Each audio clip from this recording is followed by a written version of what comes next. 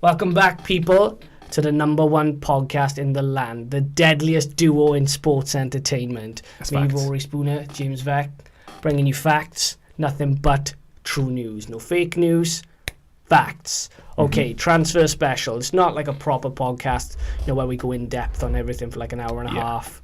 It's only going to be a brief one. We put out 2 new videos over the weekend. We put out the Manchester United one. We did. For Paul Pogba. And there was the in profile on Matthias de Ligt. So if you haven't already consumed them, please do that. Like, subscribe, all that jazz. But for now, it's just a little roundup of the news, bro. Yeah, covering the gossip, and the rumours. Do you know what that is? Chatty patties. That's what we are tonight. We're chatty patties. We're talking about stuff that other people have talked about, that other people have talked about, that a couple of other people have talked about. So let's talk. We normally deal in stats and facts, like you said, but the transfer window, there's not a lot of that, is it, for large periods of time? I have a very interesting subject I want to bring up. Do you want me? Shall I bring it up straight away? You do that. Yeah, go on. Let's go. You know what? Let's do it. You know what I want to bring up? Let's get stuck. You know what I want to bring up? You know what really grinds my gears? You know what really grinds my gears? You will know this. Some people watching will know this. Other people won't know this. I had a conversation on Twitter, give or take about a month ago. Where I happened to be just browsing transfer news, as I do on the daily, because I need to be informed doing this. So I'm scrolling through Twitter and I see this account. So I click on this account and it's like this weird name on there, right? So the account doesn't follow anybody, but it's got around 6,000 followers. Okay. So anyway, this guy on the account is in the know, on ITK, as the kids call him. Now, this guy is adamant he's in the know about everything Manchester United. Everything. He's on his Twitter making claims that Koulibaly is 90% done. Yeah. I still haven't seen that deal, by the way. He's talking about how Dan James is already done. Bear in mind that Dan James news had came out from Sky previously. Yeah. So he's just recycled second-hand information. So I get into it with this guy on Twitter and this sort of Manchester United fan account that sort of loves to support him. And I'm like, bro, you aren't real. This guy turns around to me and he says, I'm a tier 2 on Reddit. Now, I live in the real world, right? Becky lives in the real world. We do real things. We're real people. We're not living in a basement somewhere, contrary to what you may see. We're not living in a basement somewhere just on Twitter all day in this electronic fucking wonderland where we make shit up. This guy said, I'm a tier 2 on Reddit, right? So I had to ask one of my boys. I was like, Jonesy, what is this? Like, what's this mean? And he basically said to me, that means that he'll post stuff on Reddit where he's moderately reliable. Now, I'm looking at this guy and I'm thinking, hey, what kind of comeback is that? Where you say, I'm a tier 2 on Reddit. I don't even know what that means, bro. I'm 31. Like, I have responsibilities. I pay a mortgage. Like, I don't know what that means. I don't have a fucking clue. Second of all, right, if you were getting information from Manchester United, which was information that only certain people are privy to, right? Yeah. I mean, top people now. Bear in mind, if there is a deal going on at Manchester United, a handful of people know. Not everyone knows. True. Why would you create a random Twitter account which doesn't have your name, face, or identity and just post to random people? What? Yeah. And the thing is as well, right, this isn't the only account like that, as you know, right? IndyKayla is the worst one as well. Yeah. I don't know if you've seen IndyKayla. I know you work in KFC, you bum. Stop tweeting shit. He does work in KFC because someone exposed him. And he's got like 250,000 followers. And there's never any gravy there. So when you fucking do that, sort it out. Sort that, yeah. You dosser, as Tyson would say. You big dosser. You big dosser. Yeah. Now, what tends to happen with these accounts, right? So when they report a transfer news about a club like United, right, which we all know, and anybody who reads any amount of transfer news knows that United are probably the biggest club to get linked with just about everybody, yeah? Everybody, correct. Okay? There's been at least 60 names United have been linked with already, so far, right? Minimum. Now, what these accounts will then do is they will, like you say, recycle other articles or maybe have the odd one of their own where they will say, it's X percentage done, or it's going to go over the line soon, whatever. And what they do then is when they do get one right, they will then post images of we called this 3 weeks before da da da da. Correct. All the time. And then they pin these, or they retweet On them their constantly profiles, on their yeah, profile. And the people who are dull enough to believe it go, oh my God, I'm going to follow these guys because they reported the Eden Hazard transfer 2 weeks before Sky sources said it, right? Yep, that's facts. And it's completely backwards, and you have to be quite stupid to fall for it, because yes, he's getting some right, because you would. The law of averages says that's exactly when it. you retweet the same things everyone else is retweeting, when there's 30 posts that you've put up about who they might sign, when they do sign two of them, of course you're going to have said those two. So yeah, I saw that exchange, and it infuriated me, mind. And he said, we can DM each other and I can show you proof. I was like, bro, there is no amount of proof that you can show me that A, I think you're not a wanker, and B, that any conversation you had is real with Manchester United. If you are getting inside information from a football club on any level, please sell that to the press. Exactly. Take the money, get an ISA, invest in some property, you'll be good. Show yourself. Show yourself. Reveal yourself. Have a profile. Put yourself out there, because it can only do you good. If you're in the know and you're getting this information, then that's going to make you quite a sought after That makes you person. credible, bro. Yeah, that makes course. you credible, yeah. And you can earn things off the back of that. Bro, you can earn a lot of things. It's like those people on Facebook or social media where they don't have a profile picture. Eggs, I believe they used to be called in Twitter back in the day. And they're just random people on Facebook, and you get a friend request from one of those, and you think, bro, fuck this. I shit you not, this guy's picture was a picture of Koulibaly. Oh. That's how I knew he was a weirdo. And I will keep exposing internet weirdos a lot as well. Is they retweet transfers about a player, and the page is like called MUFC Koulibaly News, and the profile picture is Koulibaly. Weirdos. I got no time for you. Rant almost over. What I will say is this: there are a few people out there on Twitter, which, by the way, is the world's best app, because Twitter is, you don't get the weirdos you went to school with on Facebook, and you don't get someone trying to sell you flat tummy tea on Instagram, right? Twitter is just generally 90% of the time great fun, but then these weirdos that take over and they hijack Twitter between the end of May and the start of September with transfer stuff. Oh, Jesus Christ. Do you know what my favourite part of Twitter is? My favourite part of Twitter. And I love the content and I love the posts, but it is the comment section is what I live for. The comments on certain posts. Yeah.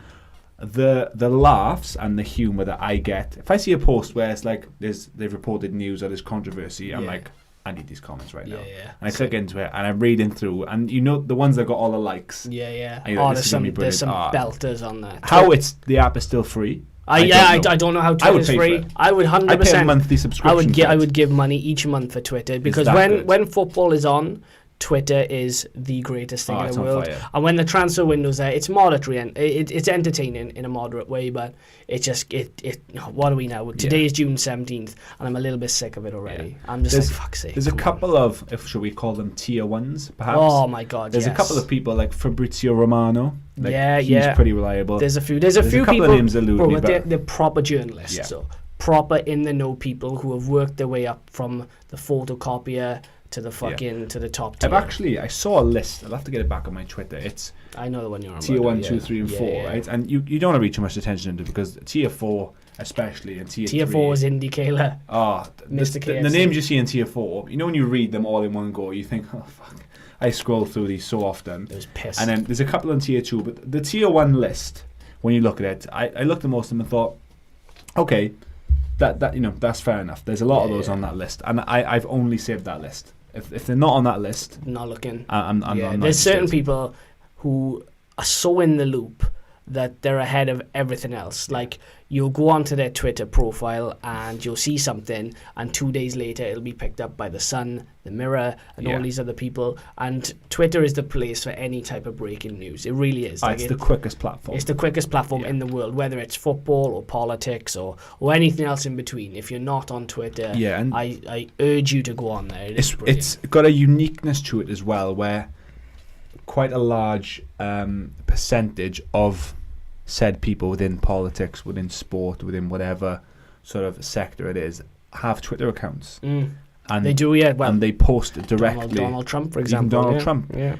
Donald Trump probably hasn't got Instagram. I think he does. Or Snapchat that I know of. I don't know. But he's got an official Twitter account. Barack Obama's the same. You've got like Gary Lineker, you know, like people within football, like you hear them voicing things all the time, direct, instantly. I do like right, to. Yeah, rant over anyway. We'll go back into. It technically was transfer related, but it was just to tell you weirdos to please dim it down. I don't mind you doing it a little bit, but it's a little intense. It's a little intense right now. The two big shotters from last season, Liverpool and City. Been very quiet in this transfer window. I've barely heard a peep out of them. That's because everybody and their mother is signed in for Manchester United. Exactly. We are doing our transfer videos next week. So what will happen is next week there won't be sort of a video like this. But what will happen is we will have probably about 5 videos coming out because can't really do a Chelsea one, as we've already said. Sorry, Chelsea fans. We can't do that. But we'll have 5 other videos coming out hopefully next week, all in relation to the other top 5, Manchester United, Man City, Liverpool, Spurs and Arsenal. And we'll be going over what we feel like they need. I've already done my Pogba replacement video, so I say that gives you a good indication of what we feel, the type of caliber of players we're working with already. Yeah. So, moving forward, the biggest team are they the biggest team in the world, Real Madrid? It depends on how you measure it. They're in the conversation. They're definitely swinging their dick about right now. It depends. If you look, we'll start with Madrid. You've got history, you've got fan base, you've got turnover. There's a couple of capital, revenue, and you got United and Madrid. They tend to sort of flip back and forth. They're definitely up there as one of the most valuable clubs in the world, and they are really throwing their money about like they own that position. Look at Jovic, we got Mendy, Hazard, Rodrigo, Eder Militao. Your thoughts, bro, initially, because that's what big clubs do. They identify what they want and they get it. Yeah, there's levels to this, right? There is levels. I'm cutting that out and I'm putting that in a YouTube video. There's levels 100%. to this. There is levels. There is. Now, let me take you back. I think it was 2009. The Cristiano Ronaldo signed for Real Madrid. Oof, we're going back now, bro. Yeah, going back. They were at a period in time then when their previous generation of players were fading out. That is very true. And they were coming to an end. The previous Galacticos, their time was coming to an end and they needed to make statements. And what they did was they brought in Kaká. I'll see if I can get up quickly the players they signed that summer. But it reminds me of what's happening at Madrid now. So they signed, obviously, Ronaldo for 80 million. They signed Kaká for 65 million. And they signed a few other players as well. And what they did was they made a statement. Yeah, they're making statements now. While everybody else is just being linked with dick accounts on Twitter, just rumours, Madrid are doing the business. Now, I said to you off air that Rodrigo, Eder Militao and Mendy are their prospects, really good prospects. Yeah, they're not the normal Galactico policy. No. It's a little more, it's not more reserved, but it's a little more sensible. Yeah, Eden Hazard is the standout marquee signing. Okay. Miss him, bro. And it's a brilliant signing. Yeah, he is one of, whatever your opinion is, he is one of the best, very best players in the world. Tier 1. Yeah, tier 1. Yeah. So that's the stellar signing. Luka Jovic, if he can replicate what he's done last season, sort of into La Liga, which there's no reason why he can't do that, then that could turn out to be a very, very good signing also. But I still think there's more to come. Well, from Madrid. I think they got one big one left in them. There we go. They signed 2009, sorry. That was a big summer for Madrid, wasn't it? Yeah, because they reached a turning point where they needed... Did I see Benzema's name in there as well? Yeah. Oof. They signed Ronaldo, they signed Kaká, they signed Benzema. I think they signed Xabi Alonso as well. Big clubs do big things. Kaká. Let me tell you. Yeah, Kaká, Xabi Alonso, Arbeloa, Ronaldo, Benzema, Negredo. Oof. Where are we? But the type of players I'm listing there. Granero, he was okay at the time. There's a lot of money spent on some real quality there. So 10 years on, obviously Ronaldo until recently has been there, and we all know how good he was. Kaká didn't quite take off, but this is what they're doing now, and they're going again. That was a big summer, big window, and look how long it lasted. Bro, look, you identify what you need, you go make it happen, and you reap the benefits. that Madrid window thus far has been the most impressive. They have spent a lot, and in accordance with financial fair play, they are going to have to get rid of a few players. Bale to Bayern on loan is the talk. I can't see anything other than that for him. I really can't. There's no one. Who else? Who would take him in England? There's talk of a swap deal with Sanchez. Oh, please, God, no. Jeez, and I don't. I'd rather Sanchez, mind. I don't know what I'd rather, really. I'd rather Sanchez. They're both similar wages. I'd rather Chlamydia, actually. Honest, yeah. Similar stages of their career, probably similar age, same wage, same attitude. If Solskjaer does play with the front three next season, I really like the idea of Sanchez as a false nine. If you're looking at it, on paper, but I like the idea of a lot of things with Sanchez of the last season. Well, you know, but it's not happening. That's fact. The last season for Madrid, I actually can kind of compare it, well, to me, in a way to United's season. It's very similar, bro. They both very much under-delivered. They had very poor seasons. Yes, United finished 6th. Going through transitions, yeah. Madrid finished 3rd, I want to say, 3rd or 4th. Yeah. Which obviously is not as low as 6th, but the quality of the top 6 in the Premier League is better than what's in hence all the English teams getting so far in Europe. They both had early exits, I believe, at close to the same stage as the Champions League. They both lost a sort of inexcusable amount of games. So they're in a very similar position last season.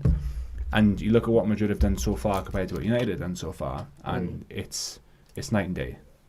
Now, the transfer window is nowhere near over, but when I say there's levels to this, you've got the Madrid hierarchy, like you said, have identified what they need, and they're going out and they're doing it already.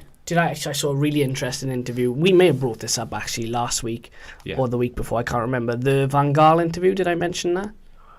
Briefly, yeah. Briefly, where Louis van Gaal talks about Bayern Munich being a football club run by football men, and he talks about Manchester United being run by an investment banker. And it was a really interesting quote in there. If you haven't seen it, go and look it up. It fascinates me. He's a really fucking interesting guy, Louis van Gaal. Yeah. And he's very blunt, but in a good way. And he talked about Angel Di Maria, and he said, I looked at that Manchester United midfield, and I needed creativity for the way I played. So they offered me Di Maria and signed him. Now, Di Maria, he said, wasn't a Van Gaal signing. Which leads me into Manchester United nicely. See that media segue? We know what we're doing, people. Before. That's right. This is not our first rodeo. It's our 42nd one. Now, he said about Ed Woodward, he signed Di Maria.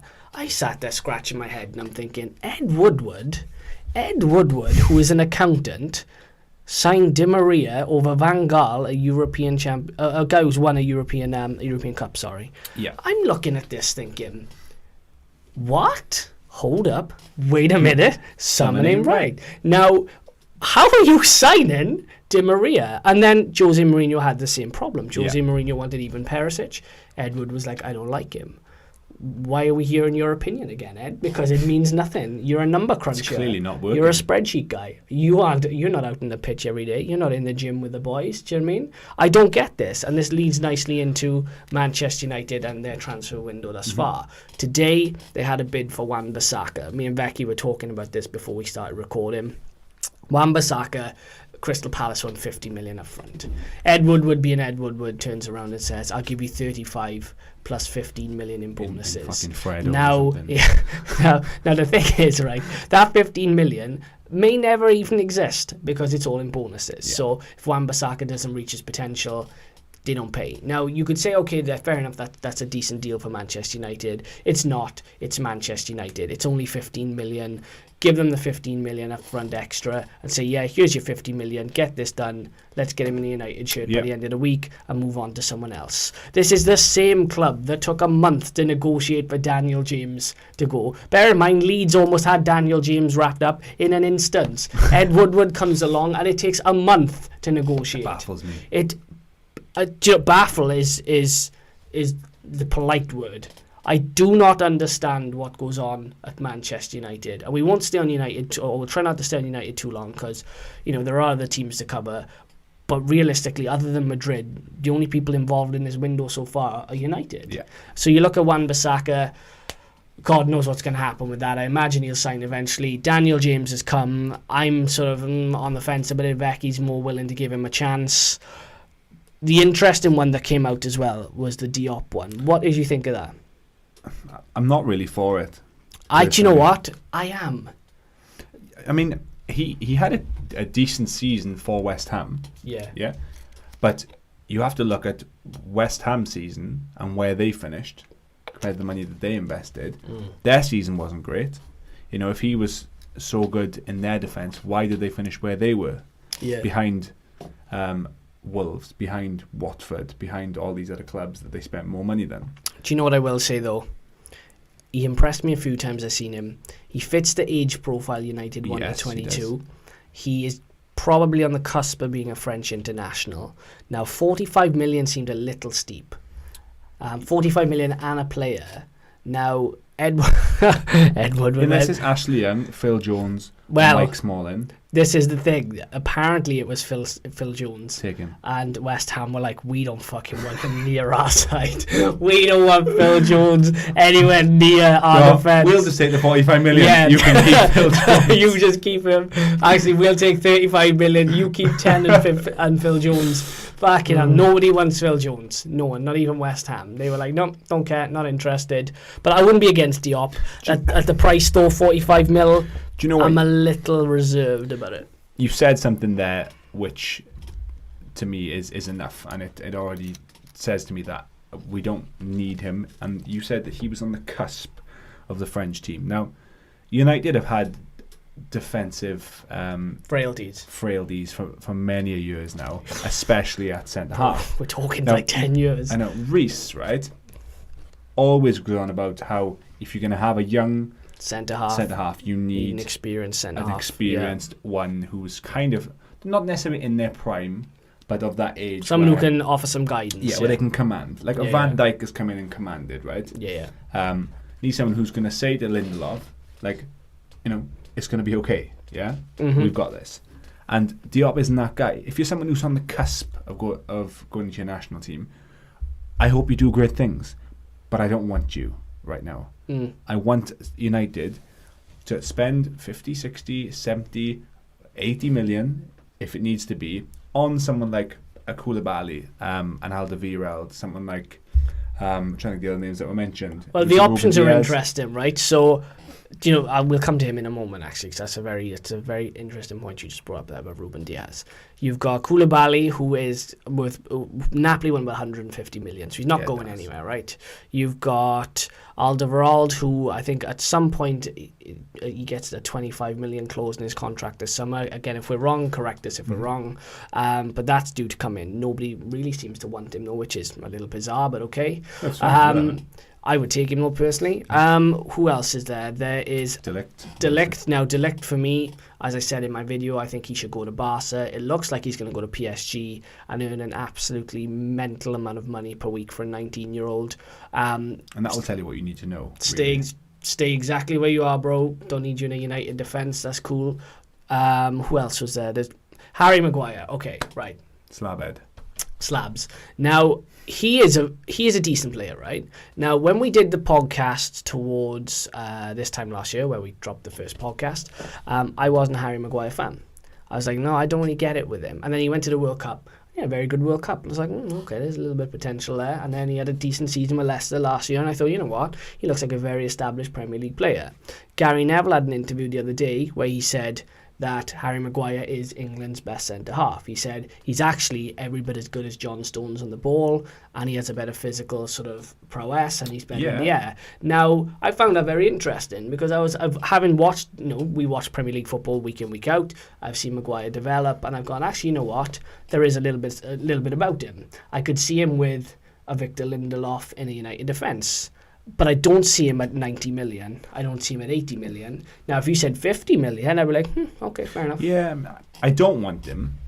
And I definitely don't want him at 90 million. Okay? No way. If that's what he's going to cost, I want a board mission, completely a board mission. Like you said, if he's going to come in at 40 to 50 million, which he won't, but if he was, maybe I'd be willing to take a gamble, to take a chance, right? But you mentioned he was England's best defender. Yeah, I would probably agree with that. Is it that difficult to be England's best defender? I don't really think so. If he's being compared to John Stones, I don't rate John Stones that highly. John Stones, I'm not a massive John Stones fan, has always got a huge mistake in him. We saw it in the Nations League. He's got a clanger in him. Always got a clanger in big games. Big right? clanger in him. So I don't rate John Stones. Now, if we're talking about Harry Maguire, I'm personally, in my opinion, and put it in the comment section below whether you think that what I'm saying is wrong or whether you agree with it, but I would put the Harry Maguire in the similar sort of category as like a James Tarkowski. Like I think he's a little bit ahead. I don't really see it. You don't see it, do you? Like what's the Brighton centre halves? You got Duffy and Donkey. There's a reason why they call him Slabhead. Yeah. He's a no nonsense defender. Who's alright? He's got a decent pass. He can bring the ball out. He's good in the air. He's good with his head. Okay, let me throw this situation. How many out goals did Lewis Dunk and Shane Duffy score? They scored a few. In fairness, they did score a few. I just don't see Maguire really elevated much from those. No, that's a fair shout, right? I don't think he's necessarily hugely better than what United have, but if it comes down to the crunch, right? Would you rather have Maguire in defence? Or would you rather have Jones and Smalling in defence? Begrudgingly, I would rather have Maguire. Do you know what? Just to piss the Glazer family off, right? Because the money they've taken out of Manchester United and the fact that they keep supporting Ed Woodward, who's just a little prick, I would happily watch United piss 90 million on Harry Maguire. But you know what? Just to piss off the Glazer family. Do you know the huge issue that comes with that? If they did that, was that he then becomes the most expensive centre half ever. It is what it is. And when you know what it's like when United signed Pogba for 92 million or 89 million, the pressure that came with that was immense. If they'd have signed Pogba for 50 million, it'd be completely different. I think it'd be completely different. When you got Van Dijk, right, who's 75 million and could potentially win the Ballon d'Or, right? If United then go and sign Harry Maguire, I'd say that again, for £90 million. Yeah. Social media is going to fucking blow up. Oh, the internet will break. Right? It'll fully break. And if he doesn't live up to how we would want him to play, okay, and I don't think he could ever live up to a £90 million player. If he doesn't transform United's defence, because if you're spending £90 million on the centre half, that's exactly what they are supposed to do. That's true. If he doesn't, all you're going to hear is 90 million for Maguire. But you know what though? I'm willing to take those bullets because I don't want to see Jones and Smalling anymore. United realistically can't get De Ligt or Koulibaly. If it comes down to the crunch, I'd happily spend 90 million of the Glazers' money. When I read Sky sources understand anymore, those three words, I don't pay any attention to that. No, I don't. I really don't anymore. Tier 4 they are. Let me Sky sources have understood a lot of fucking things over the last couple of years. Sky sources understand this. Sky bet. Yeah. That's what they understand. Sergio Ramos, was he a United player according to Sky sources? They made some money that summer, mine. Oh. Every time they put Sky sources, someone goes and lumps on, and bro, they fucking take all their money. Right? They take it all. Now, it's horrendous. Yes, I want United to upgrade their defence, but not at that money. Like, we don't know where Matthijs de Ligt is going to end up yet, even though, because it was reported that it was a done deal with Barcelona. It was reported that by many a platform. Yeah. And now it's moving towards the direction of PSG. But at a point, there was a lot of fairly reliable sources saying, oh, even though there's not Champions League football, he's actually entertaining the idea of possibly being like the figurehead of United's revival. So I don't believe anything with Matthijs de Ligt at the moment until he's actually holding a shirt. He is playing everybody against each other. Until he's holding a fucking football shirt with his name and number on it with a club, then I don't believe nothing. Bro, that's Raiola backed as well, so you know he's gonna be well off. Yeah. See, Raiola, look, I'll make a quick note about Raiola. I as a manager, if I was managing a top club, I would not buy a Mino Raiola football player. I wouldn't do it because it's not worth the hassle. The two biggest transfer sagas that are evolving right now is De Ligt and Pogba, and they're both Raiola players. Yeah. I wouldn't even waste my time. Unnecessary drama. It is unnecessary drama. What's the name of the guy who, I can't remember his name now, he is Ronaldo's agent and a few others. Oh, Jorge Mendes. Well, I read Jorge Mendes earlier on. Get this. Now, João Felix, I don't know how true this is, but it was on I think it was Marca. the Spanish newspaper. Yeah, Jorge Mendes is representing João Felix. Now, again, this may come out in the next couple of days. It may be BS. But they were saying João Felix would go to Atletico for 120 million, right? Because they're selling Griezmann for like 100 plus to Barca anyway. They'll reinvest the money in him. Jorge Mendes gets 30% of that 100. Bro, how do you become a football agent? Like, what do you need to do? I might look into it. I'm Googling that shit, bro, because like there's some money to be made. There's some coin. They're constantly traveling around the world. All they do is have lunch with footballers, put it on expenses, and they get a lot, bro. Like, it's a ludicrous thing, really, because back years ago, we didn't need them. I remember Paul Scholes, slight tangent, but he's saying that back in the sort of the 90s, nearly 2000s, he didn't have an agent. They would negotiate their own contracts. Yeah, that's most of them. It's true. Because all that mattered to them was the club they wanted to play for, and they knew at that time, it was a different era then, obviously, but they knew that people like Ferguson and the top people in football would respect them, and what would be offered to them would be adequate. It would be they would get what they deserve, basically. And they wouldn't need an agent to broker them a deal or try and they would just get the job done themselves. They would go in there. It's Ferguson or sort of whoever was running the show behind the scenes would say, this is what I think of you, this is how good you are, and this is how much we're going to offer you. And they would go, excellent, thank you very much, we'll sign the contract. It's crazy times, get on, bro. because all we care about is playing for the football club. That's very true. As long as you're not going to offer us an absolutely outlandish, stupid deal, which it would never happen. Yeah. But now it's just different. There's respect on both sides, and that doesn't exist anymore. That's very true. You touched upon Ruben Dias, man and match in the Nations League final, won the title with Benfica. Is roughly valued around 60 million from what I gather, which is reasonable. That's reasonable, I think. And he's only 22 now. Would you take him instead of Maguire?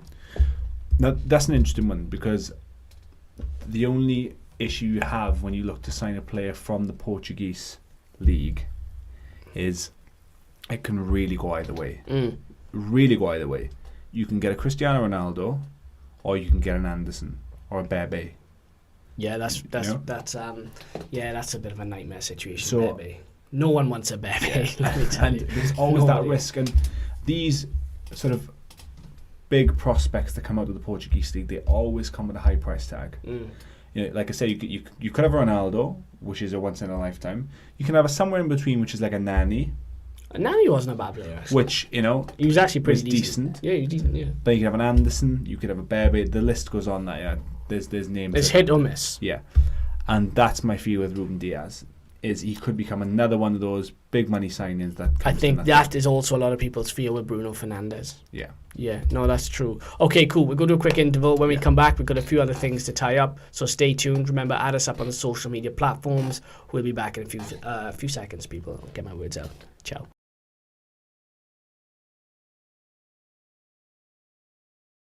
All right, people, we're back. V&V Podcast, episode 42. Me and Becky going over the transfers and the ins, the outs, the who, the what, the where, the when, and the why. Everything that has occurred thus far.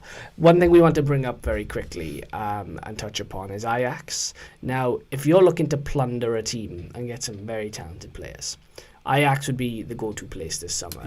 Now, De Ligt is on his way out. We knew that already. He's going. De Jong is gone. They both gone for big money. But there is a bargain to be had at Ajax, which people, for some reason, are overlooking. Now, me and Becky were talking about Dan James earlier on. His transfer fee is, give or take, 20 million. Roughly. Now, Hakim Ziyech, I don't know if I'm pronouncing that right. I think that was pretty good. I think that was an excellent 8 out of 10. That was a good effort for me. Yeah. So Hakim Ziyech at Ajax now can play across any. I'm saying it a few times just to get it just brings back Hasenhüttl. Hasenhüttl, yeah. Ralph. But we won't get into that. Hakim. So Hakim is at Ajax still. There's been very little interest in him, which I find bizarre. He can play across the front three.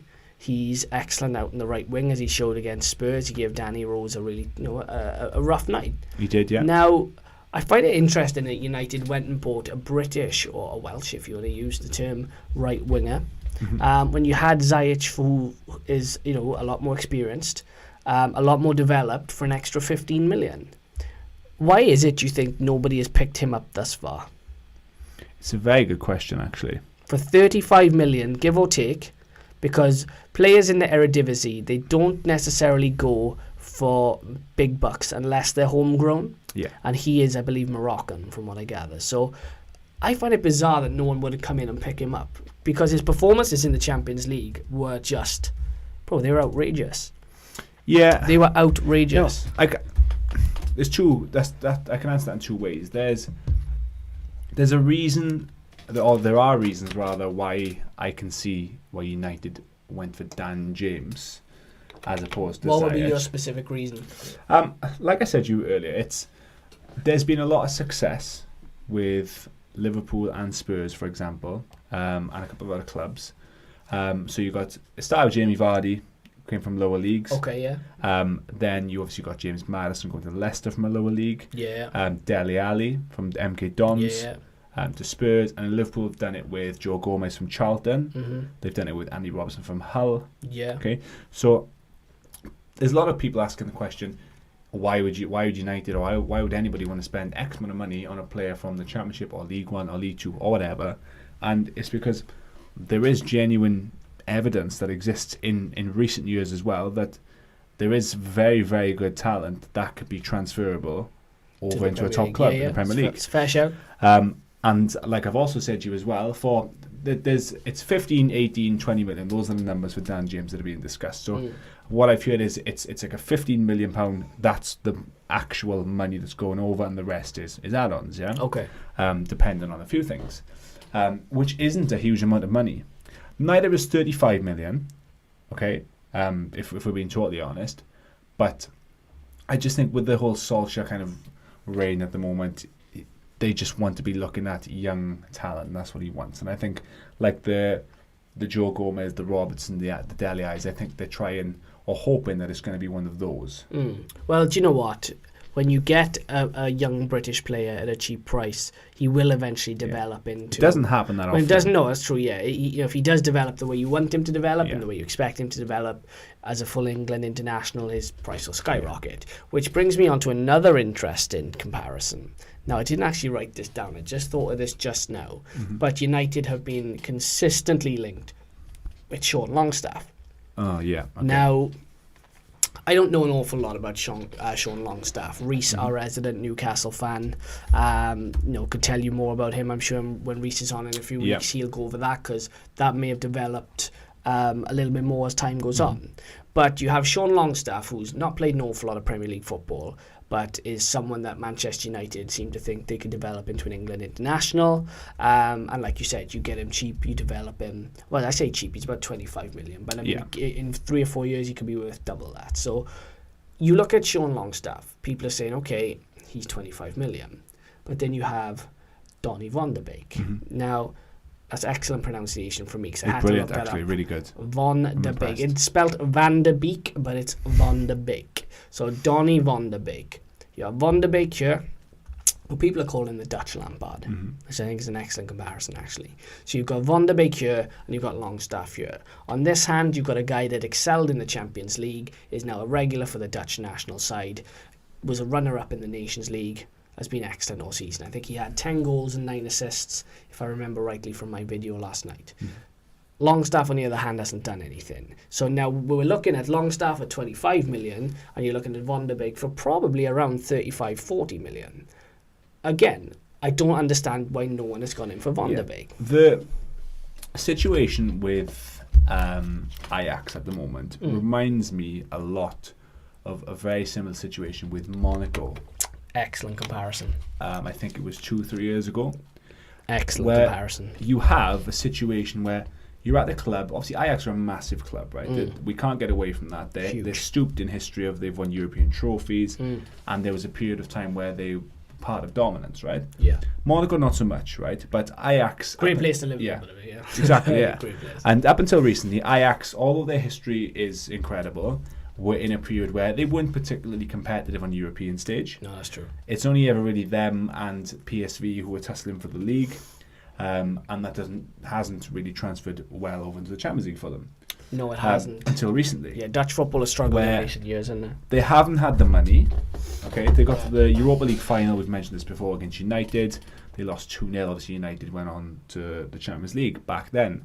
they didn't have the money to pay for these big signings, so they've invested and put the time and effort into their academy, and this reaped the rewards, right? Yeah. So you look at all the players that we're naming, Van de Beek, De Jong, Matthijs de Ligt, Neres, Ziyech, Daley Blind as well. Blind, Yeah, even Tadic has gone there. And the list goes on, right?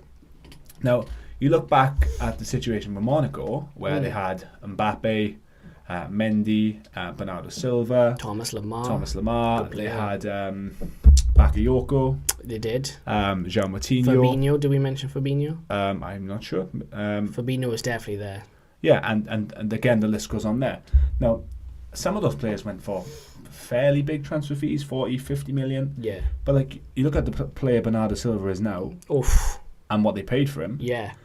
It's because clubs like Monaco and Ajax, they're not in that good of a position to bargain for that much more money. No, it's very true. If that makes sense. So the reason why, which I bring this back round, the Van der Beeks and the Ziyeches, the reason why they're being discussed for sums like 35 to 45 million, 50 million tops, is because that's all they're probably really going to be able to hold out for. Yeah. They're not. If it's a Real Madrid or a Bayern Munich or even someone like a Dortmund, like a tier 2, potentially tier 1 club. We gotta stop using tier. We're going to use that These now. Fucking Reddit users. Then Jesus. They can, they've got money, so they can push facts. for 70, 80, 90 million. But like, to bring it back around again, like you said, a Van der Beek or a Ziyech, why are people not taking a gamble on them? Who knows? Perhaps they will. I find it bewildering, like you said, that you look at a Bernardo Silva, City, I wouldn't say took a gamble on him because we already knew he's a good player, right? But like you said, they got him for a relatively cheap price. He's worth treble that. Easy. Comfortably worth treble that. And I look at Ziyech, right? And I just think to myself, if you're a top 6 side and you need creativity, he's the boy. If you're looking for someone, right, that can defend, pass, tackle, break from midfield and score goals at a relatively decent price, Van der Beek's your guy. I don't understand why people haven't gone in for them. Maybe they're leaving it till later in the window because they're looking at them and going, okay, they're a cheaper option, we'll use them as a default option. Yeah. But to me, they should be a priority for some clubs. They really should. I mean, you look at that United midfield, for example. Right now, the United midfield is McTominay, Pereira and Fred. Van der Beek walks into that side ahead of them. Could potentially revolutionise it as well. Walks in. Madison or Van der Beek or Ziyech. Even something like a Lozano. Yeah. Look. I'm not saying we're the best scouts in the world, right? But we kind of know a thing or two. And I'm wondering what is going on at certain football clubs. Yeah. Because you don't, Stevie Wonder can see some of these players are talented boys. And they're going for reasonable prices, but no one's picking them up. Anyway, I just thought we'd touch upon Ajax because it's a really interesting subject. And the Monaco comparison was excellent, by the way. And it's going to be a shame that most of those players are going to go. Yeah. And they're unlikely to be replaced because you don't get an abundance of talent come through that quick normally. No, it happens every now and then. It's almost like a generational. It is. And you look at the class of '92 with United. That hasn't happened since. They've had dribs and drabs, but that hasn't happened since. Yeah. And it's unlikely to happen for a long time again. So it's a real shame that a club even as big as Ajax probably won't be able to keep the majority of those players. No, that's true. Very true, bro. All right, cool. That's Ajax tied up. We're going to North London next because there's a few interesting bits and pieces. Spurs with Lo Celso and Nodombele. Now, as Vecchi rightly pointed out, Lo Celso had an absolute mare for Argentina, as Argentina did in the week against, was it Venezuela, was it? Colombia. Colombia, sorry. 2-0. So they lost 2-0. And they had an absolute mare, and, for Argentina and the standards they set, that wasn't great. All the Spanish football experts that I follow on Twitter love Lo Celso. Did you know he was at PSG initially? Yes. And he went to Real Betis. Yeah. PSG pick up some players, mind. They do. And they pick up some players, and for whatever reason, there's this stigma. It's what I call a PSG stigma. It's where you join PSG, you don't necessarily make the grade, but you don't become a starter. You go and people go, he's a PSG reject. There's a revolving reject. door there. He's a PSG reject. But Lucas Moura is a prime example that that's not the case.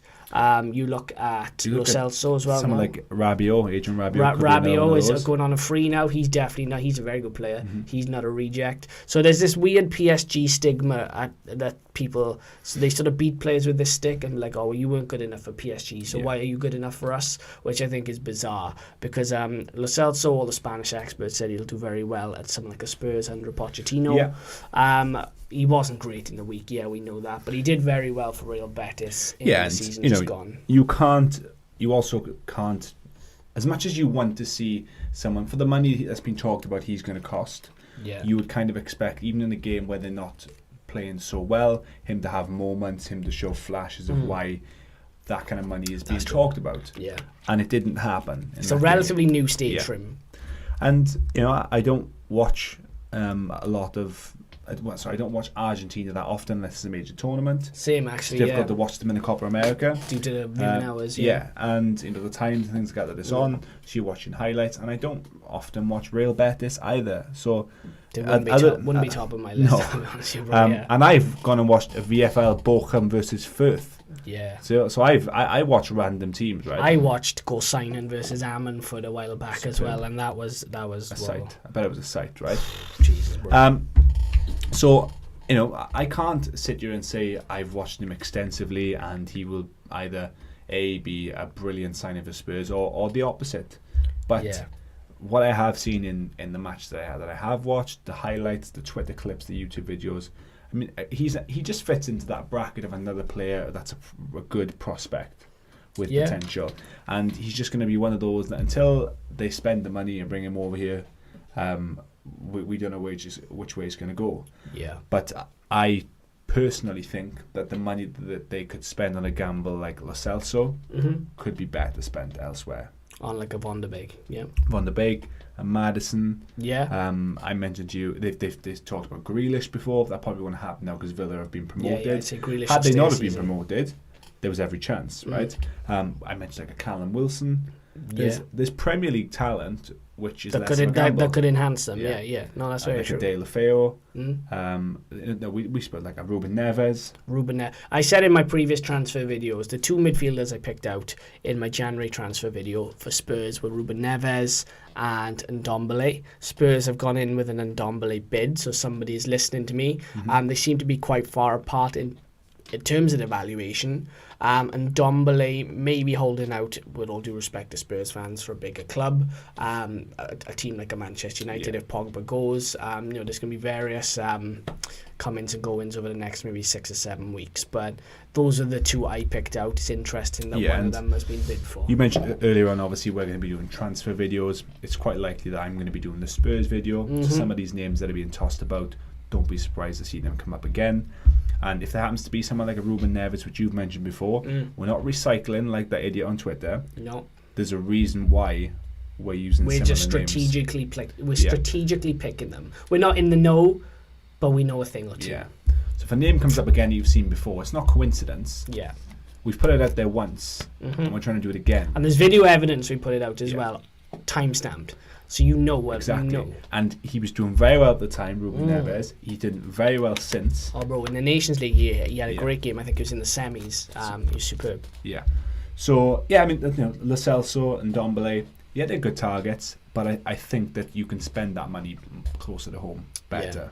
Yeah, no, that's a good shout. That's a very good shout. We'll round it up with Arsenal. Sure. They are currently in the process of sorting a deal for, I believe, again, his name is pronounced William Saliba. If I'm wrong, please correct me. I'm trying my best.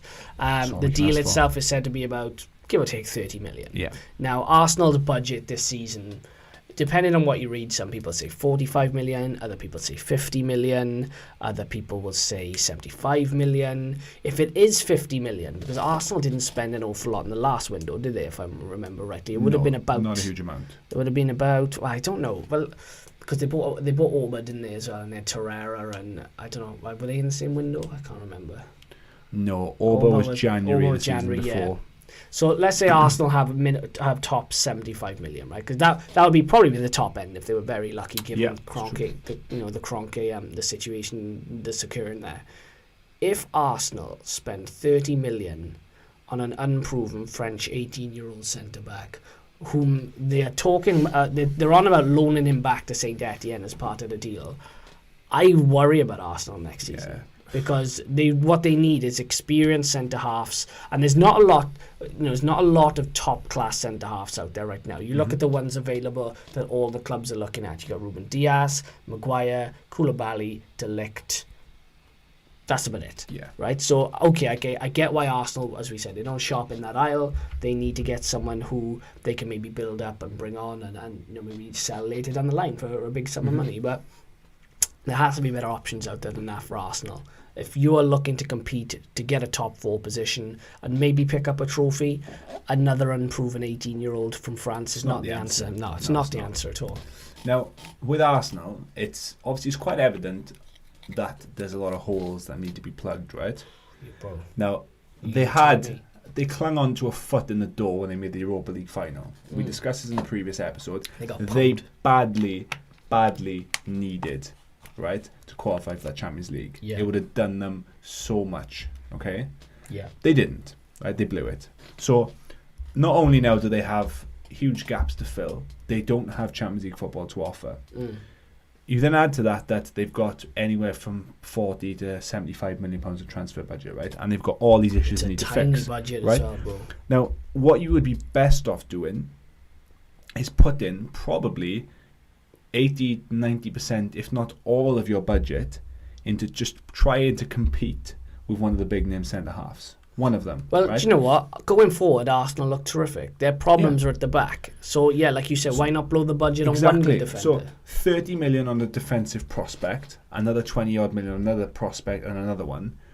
That ain't going to do you no good, because you're not in a position where you can gamble that money, which is all you have, when it's such a important time for you to rebuild. There's an obvious issue at centre half, just like there's at United. It's a huge issue. So to push almost all of that budget into compete for Maguire, compete for an Alderweireld. Do you know what Ruben Diaz? Maybe not Alderweireld for obvious reasons, but Ruben Diaz, yeah, right? Good show. Stick a big slab of that money on slab head, perhaps, but just on someone that you know has got a very good chance of plugging that gap. And Arsenal, they did it with Guendouzi, Torreira. They bought a few other players as well. They've kind of scrimped and scraped, haven't they, in the transfer market? Yeah. Like you said, Guendouzi, Mkhitaryan came on a free. They're trying to do it in dribs and drabs, and it's not worked. Yeah. You haven't got that much money. Spend it wisely. Yeah, it's an interesting one because that's Saliba. Sorry to cut you off there. Yeah. Like, we could be sitting here in 2 or 3 years' time, and he could be one of the best centre halves in the world. But at the moment, he's just a prospect, and I don't think they can afford to do that. Yeah, Guendouzi. The Guendouzi situation it's very similar, except Guendouzi was on a much smaller scale. But obviously, this lad has potential, right? I don't know enough about him to say he'll be a success or not. But as you say, I mean, just looking at the issues they have, I don't necessarily know if he's the answer right now. Maybe he will be later down the line. But that's where you bring in people like why they brought in Jenkinson and Rob Holding. And people like that, I think Arsenal fans are sick of seeing them, bro, already. Exactly, but look, they've been thrown into it because of injuries and things like that. The ones that were meant to be the future are the ones that are currently in the starting 11 consistently, and it's not good enough. No, very true. All right, cool. We'll wrap it up there. Remember, follow us on the relevant social media platforms if you don't already do, and if you haven't told your friends about us, then are you even a real fan? Let's be honest. Really, you should be telling everyone you know about us right now. Just a quick word for you Liverpool and City fans. We haven't covered any transfer news about either of your clubs. Not because we have anything against the teams, because we're United fans or anything like that. Actually take it as a compliment in a way. Because you need very little. Both of your clubs, Liverpool and Man City, are the 2 best clubs in the land, as it stands. And there's a reason why it's quiet. It's because they don't need that much. And they're just being patient, is what I'm thinking. They're just sort of quietly sitting on the side. They don't need to be involved in all these rumours. They'll wait for someone that will genuinely make them stronger and someone that's going to really add to the squad to come up. And if they become available, I'm sure they'll step in. Quality, not quantity. Otherwise, they ain't doing nothing. No, very true, yeah. All right then. So yeah, as I say, relevant platforms add us up. We will be back next week, not in the normal podcast format. We have our transfer videos, so keep an eye out for them. If you haven't already seen the 2 videos I put out over the weekend, Go and watch them as well. Anything else from you, bro? Nothing. No, I'm good. All right, people, signing out. Till next time. Take care.